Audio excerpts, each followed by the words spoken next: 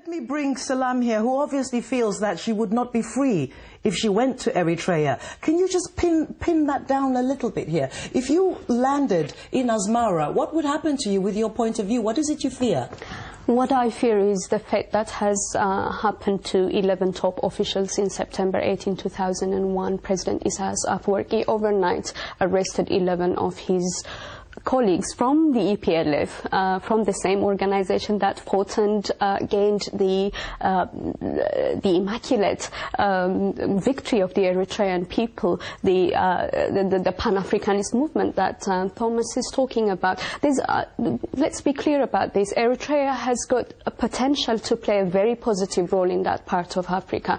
The independence movement was an impeccable movement that is a pride of not just Eritrea and Eritreans, but all justice-loving people in the world. Let's not take away anything from that. But President Isaias Afwerki and the few people around him have whittled away from that victory by taking away the very essence of self-determination and liberty. Think it's the peculiar behavior of certain individuals rather than the principles of the whole organization?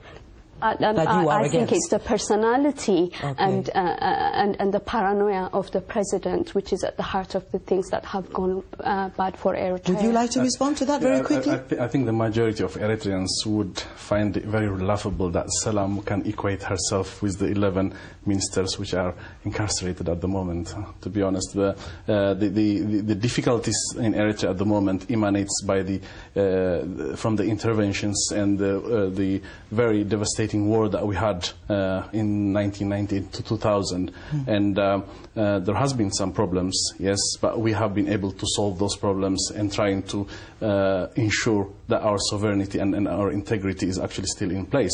Right. But trying to, I mean, I don't know where Selam is getting it from, that if she thinks that she's going to Asmara and she's going to be treated the same way as the 11 ministers is frankly ridiculous. Okay, well, let's speak to you. Final word to you, Thomas. Unfortunately, the discussion is coming to a close. What is your best case scenario? Because, you know, points of view on both sides of the divide seem very firmly entrenched. In your ideal world scenario, what would you like to see happening, say, over the next 12 months? Well, you know, I don't think there's... the problem is it's the American foreign policy. And American foreign policy is getting increasingly weaker by these defeats they're facing in the rest of the world. They're growing increasingly desperate, and I think they're going to do increasingly dangerous and criminal activities, especially in the Horn of Africa, because they're losing out here. And I think we're going to see more craziness on the part of the Americans, like these unsubstantiated charges against Eritrea supporting terrorism, when Eritrea is actually bringing peace to the Horn of Africa. And as far as all these charges of human rights and everything, everybody's entitled to their viewpoint, but I live here in Eritrea. I'm out in the streets every day. I know what's going on. 20,000 Eritreans are demonstrating outside, and one of their demonstration chants, which I saw on TV, was, "We are the government, and the government is us." Isaias Afwerki is the most venerated, admired man in Eritrea, and these people outside all attack him. But when in Eritrea, everybody's saying, this guy gives us hope. Okay. This is our leader. This is the George Washington of Eritrea. I reluctantly have to cut you off there because time is against us. But viewer, please let us know what you think about the seeming isolation of Eritrea, you know, with Eritrea leaving the AU. What do you feel? Email africa@presstv.co.uk and let us know what you think. But now it's time for our usual weekly look at some other news from the continent.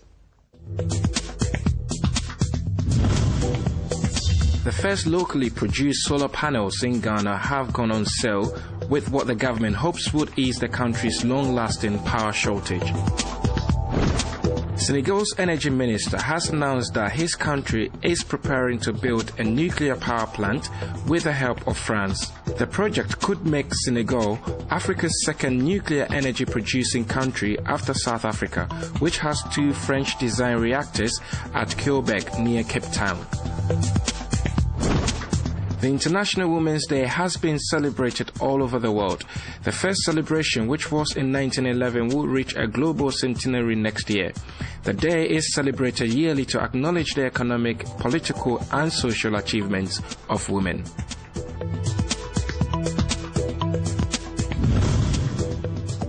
Indeed, that is it for today. Many thanks to all of you who sent in comments that we couldn't read.